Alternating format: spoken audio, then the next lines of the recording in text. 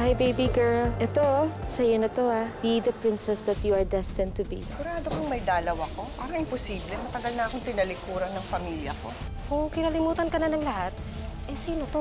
Sama ba ako? Sa kaloob-looban ko, I wouldn't mind. Ikaw na lang yung maging mommy ko. Hindi masama mag-isip ng ganon. Malay mo, bukas makalawa.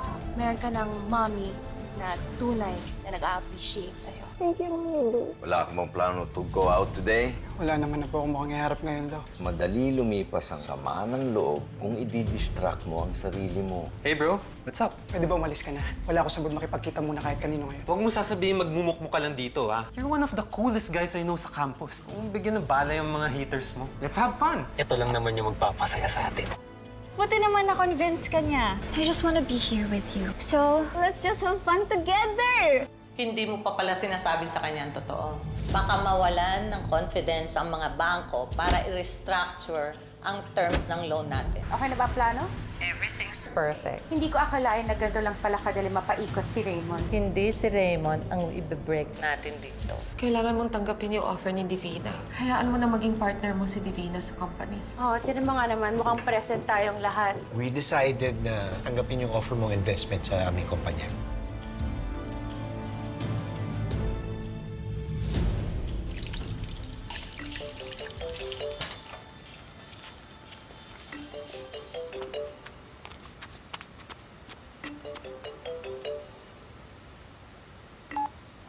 Hello? Hello? Hello, libre ka ba today? Libre saan? May ginagawa ka ba ngayon? Nasa bahay lang ako ngayon kasi off ko sa shop. Pwede ba akong pa-favor? Please, please? Anong pabor? Pwede ka bang mag-work today sa sports club? Okay ba yun?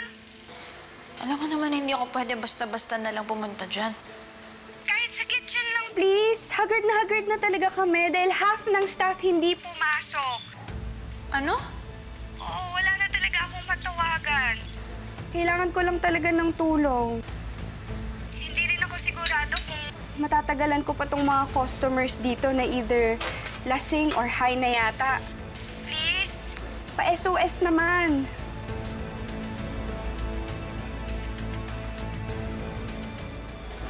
Wait lang. Sige bro. Ano? Kamusta? Ano? Pakiramdam yung kamay ko, ano? Kemo, ano? Bro, parang ang colorful ng mundo. Ang saya, di ba? Ang saya. Yung sabi ko sa inyo, bro. Good shit. Sobrang solo dito. Parang military grade talaga. Justin. Sabi ko sa inyo. Nice of you to join us, Savior. Gusto mo trito? Bro, tara! Trito yan, bro. Solid yan, tol. Teka na yan. Bro. Oh, di ba may nagbabawal sa team yun? Bakit alam mo ba kung ano to? Hindi ako tanga. Relax, bro. Ito ang kailangan to relax. And mukhang ikaw ang may kailangan nito. Di ba? Tayo muna. Tigil mo na yan. Isang order ng whiskey in the glass. Sige po, sir. Isa lang po.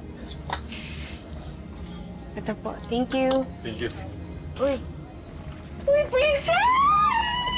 Thank you talaga! Thank you! Sige, tutulong na ako ha. Buti na lang pumayag si tatay na lumabas ako ng gabi. Thank you talaga. Malaking tulong talaga to. O sige, simula na tayo. Bro, join us. You need to join us, bro. Bro, teka, huwag ka naman bad trip. Teka lang. Bro! Bawal yan, di ba? naman, Brad. Kailangan pa nagsimula gumamit. Kasi talaga to. Promise mo, masaya. Wait lang, bro. Masaya. Ano nangyari sa dalawang yun? Yun yung sinasabi ko sa'yo kanina eh. Yun yung grupo na mukhang high. Mukhang gumamit eh. Gumamit ng? Ewan ko. Pero gets mo na yun eh. Tingnan mo. Mukhang high pa sa Antipolo. Ba talaga eh, no?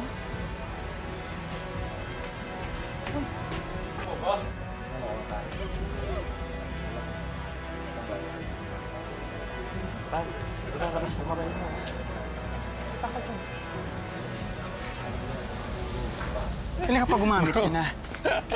Alam mo, bawal yan, di ba? Hoy!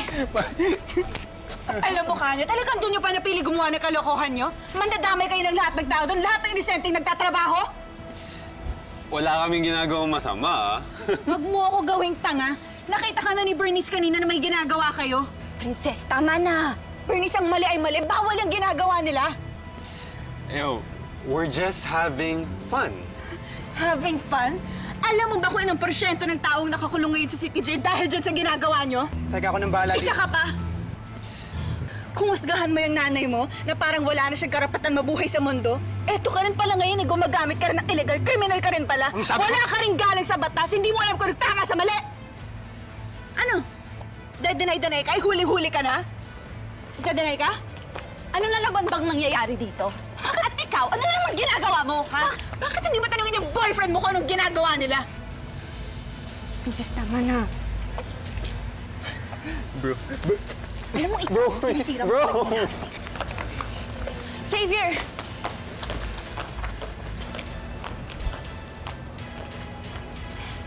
Babe!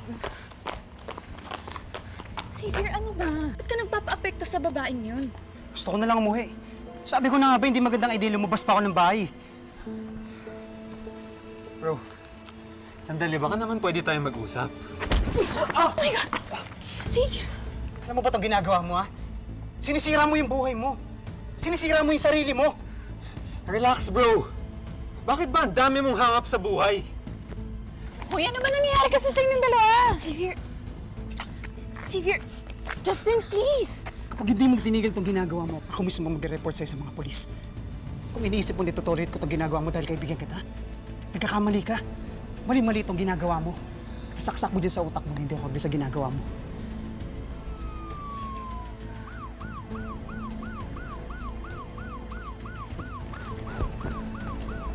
Justin! Justin, sandali! Uy, Princess, buti na lang talaga napansin mo na gumagawa ng kalokohan yung grupo ni Xavier. Kaya nga eh. Sa ginagawa nila, hindi lang naman sila yung mapapahamak. Pati tayong nasa paligid, baka madamay pa. Paano kung may nag-report sa sports club? Di pinasara to. Kaya nga eh. Eh, buti na lang inayos na ni manager. Pinalayas na niya sila. Okay na nga. Tinake out na sila ni manager. Relax ka na. Oh, ka na ha. Eh, hindi na naman kasi yun yung giniinisan ko eh. Iritang-irita ako dun kay Xavier. Napaka-ipokrito.